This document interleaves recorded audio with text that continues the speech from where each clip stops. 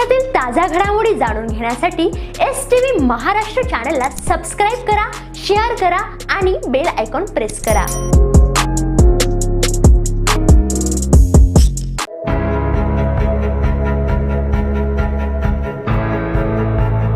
उंटावत ग्रामपंचायत येथे विविध विकास कामांचे लोकार्पण आणि भूमिपूजन सोहळा संपन्न.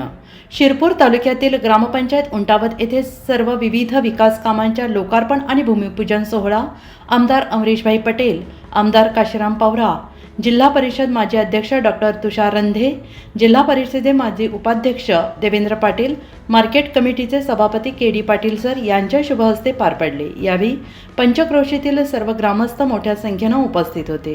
ग्रामविकास अधिकारी देवरे प्रस्तावित करताना म्हणाले की राष्ट्रपिता महात्मा गांधीजींच्या खेड्याकडे चला या संकल्पनेला प्रत्यक्षात उतरवत ग्रामपंचायत उंटावदने राज्य शासनाच्या मुख्यमंत्री समृद्ध पंचायत राज योजनेअंतर्गत विविध विकास कामांना गती दिली आहे. ग्रामीण भाग स्वयंपूर्ण व्हावा, नागरिकांना मूलभूत सुविधा सुलभपणे उपलब्ध व्हाव्यात यासाठी ग्रामपंचायतीकडून लोकाभिमुख उपक्रम राबवले जात आहेत. ग्रामपंचायतीने स्वतःचे अधिकृत संकेतस्थळ तयार केले असून त्याद्वारे ग्रामस्थांना स्थानिक स्वराज्य संस्थेची माहिती, शासकीय योजना तसेच विविध सेवांची माहिती ऑनलाईन उपलब्ध करून दिली आहे. यामध्ये 7/12 उतारे, विविध अर्ज प्रक्रिया आदींची माहिती मिळत आहे. तसेच सेतू केंद्र, महा ई सेवा केंद्र मार्फत उत्पन्न दाखला, रहिवासी दाखला, जन्म मृत्यू नोंद, विवाह प्रमाणपत्र, जात प्रमाणपत्र, नॉन क्रिमिनल प्रमाणपत्र, डोमिसाईल प्रमाणपत्र तसेच वीज बिल भरणा आदी सेवा गावातच उपलब्ध करून देण्यात येत आहेत. गावातील लोकसहभाग हा विकासाचा कणा मानून दर रविवारी श्रमदान उपक्रम राबवले जात आहेत. देणगीतून उंच वाढणारी शोभेची झाडे लावून गाव हरित करण्यावर भर देण्यात येतो आहे. स्मशानभूमीत बाकांची व्यवस्था करण्यात आली असून ग्रामपंचायत कार्यालय आणि माहेर निवास येथे सौर ऊर्जा प्रणाली बसवण्यात आली आहे.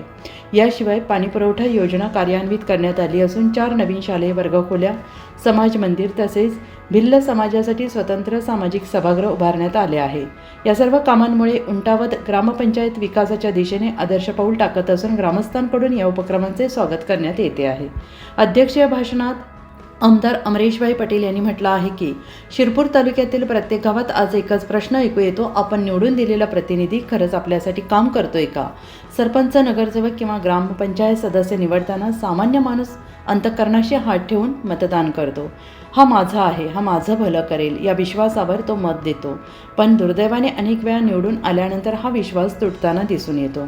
याच पार्श्वभूमीवर राज कपूर, मराठे यांच्यासारख्या विचारांचा, कामाचा, संवेदनशील नेतृत्वाचा आदर्श समोर ठेवण्याची गरज आहे. राजकारण हे स्वतःच्या फायद्यासाठी नसून समाजातील शेवटच्या माणसांसाठी असतं, ही भावना त्यांनी आपल्या कामातून जपली आहे. गरीब, वंचित, कष्टकरी माणसाचा विचार डोळ्यासमोर ठेवून काम केलं तर तो माणूस कधीच विसरत नाही. हेच खरं नेतृत्वाचं यश आहे. गावात रस्ते बांधताना फक्त कागदावरची कामं न करता टिकाऊ आणि दर्जेदार कामं व्हायला हवीत. आज रस्ता केला म्हणजे पुढची 30-40 वर्ष खड्डा पडू देऊ नये अशी मानसिकता ठेवणारा नेता दुर्मिळ असतो. पण अशीच मानसिकता गावाच्या विकासाला दिशा देते. काम घेताना जाणून बुजून दर्जा कमी न करता स्वतः जबाबदारीने लक्ष घालणं हे नेतृत्वाचं लक्षण आहे.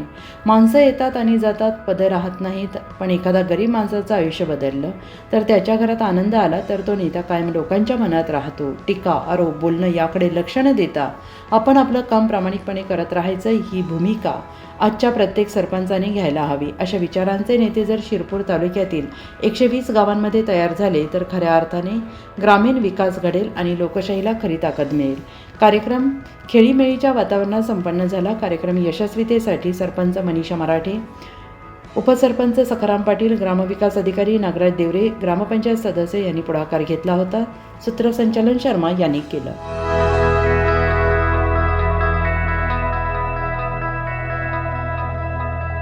मला धुळ्याचे हे आपले पत्रकार सगळे आले होते माझ्या मनोगत ऐकायला. आपण निवडून शिरपूर नगरपालिकेचे जेव्हा सगळे निवडून आले त्या दिवशी मला विचारलं तर एक गोष्ट मी त्यांना सांगितली. त्यामुळे वारंवार तुमचे लोकांना का निवडून देतात?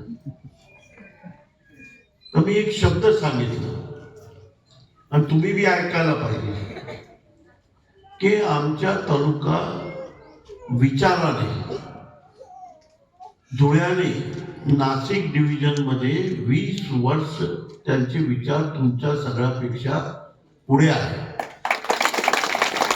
वैचारिक विचारधाराचा तालुका आहे आणि हे 40-50 वर्षामध्ये आपण त्याला तयार केले. आपले मागे मी जितके आमदार झाले त्यांनी चांगले विचार दिले. त्यानंतर मी आमदार झाल्यानंतर मी उच्च विचारचे विचार दिले. त्यामुळे आपल्या तालुक्यामध्ये विचारपूर्वक जेव्हा वोटच्या पूर्वी 2 दिवस 4 दिवसापूर्वी सगळं बोलतात. जेव्हा वोट टाकायला जातात तेव्हा विचाराने वोट टाकतात. हे आपली सगळ्यापेक्षा मोठी संपत्ती आहे असं मी म्हणतो. आज आम्ही आहोत, उद्या नाही राहणार, पण जेव्हा नाही राहणार तर आमच्यापेक्षा चांगल्या माणसाला ते निवडून देणार.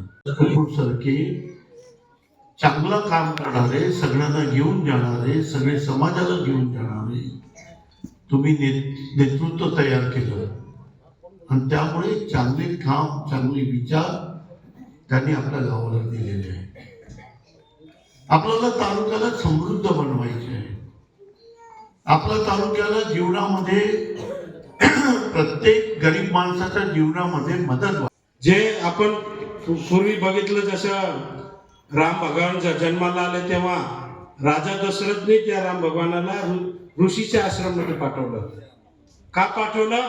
माझा मुलगा हा संस्कारी झाला पाहिजे हा दृष्टिकोन ठेवून. तसंच यांनी हे केलेलं आहे. राजकुपर यांनी आपल्या गावाने केलेलं आहे.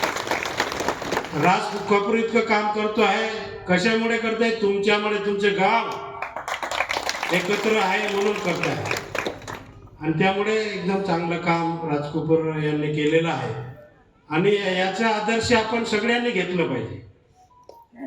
मी आताच बोललो की कोणी का लोकप्रतिनिधी असेल, मनापासून आत्मेपासून काम करायला जर सुरुवात केली त्याला कोणी हटवू शकत नाही. हे माझं उदाहरण पण आहे.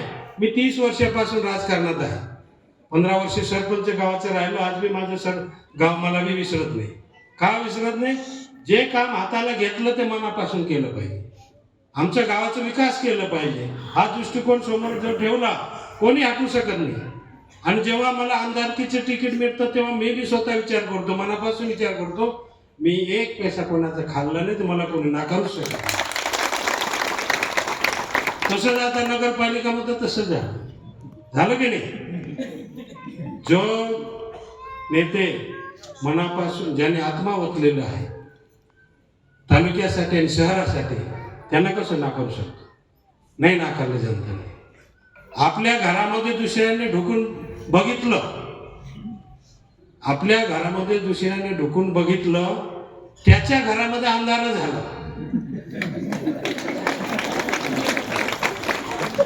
जे आमच्या घरामध्ये ढुकून बघितलं त्यांच्या घरामध्ये अंधार झालं.